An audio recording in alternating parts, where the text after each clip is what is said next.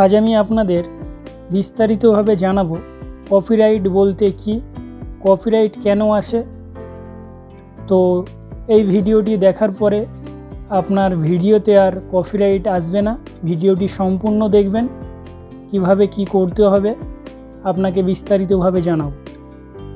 তো ইউটিউবে যখনই ভিডিও বানাবেন, তো ভিডিওর নিচে যে আমরা ব্যাকগ্রাউন্ড লাগাই, লং ভিডিও হোক বা শর্ট ভিডিও হোক, আমরা ব্যাকগ্রাউন্ড মিউজিক লাগাতে ভালোবাসি, যাতে ইউটিউবে ভিডিওটি একটু রোমাঞ্চকর হয়।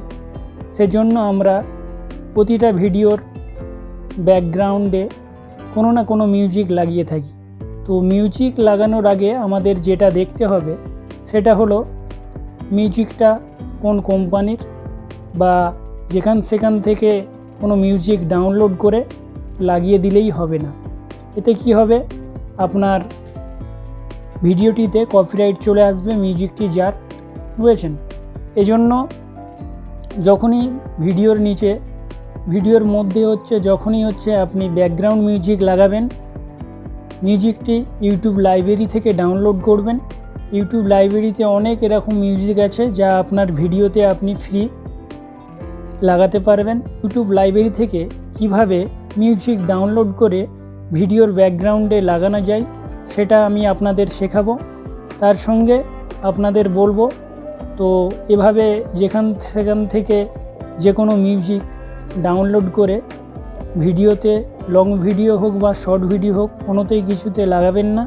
ভিডিওটি যদি এখন চলে যায়, পাস হয়ে যায়, কোনো কপিরাইট নাও আসে, একটা সময়ে যদি সেই কোম্পানির কাছে ওই ভিডিওটি পৌঁছায়, তখন সে যদি ওই ভিডিওটিতে যদি আপনার কপি স্ট্রাইক দিয়ে দেয়, আপনার চ্যানেলটি ডেড হয়ে যেতে পারে।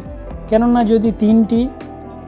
যদি তিনটি অনবরত এক মাসের মধ্যে যদি 3টি কপিরাইট স্ট্রাইক আপনার চ্যানেলে চলে আসে, আপনার চ্যানেলটি সাসপেন্ড হয়ে যাবে।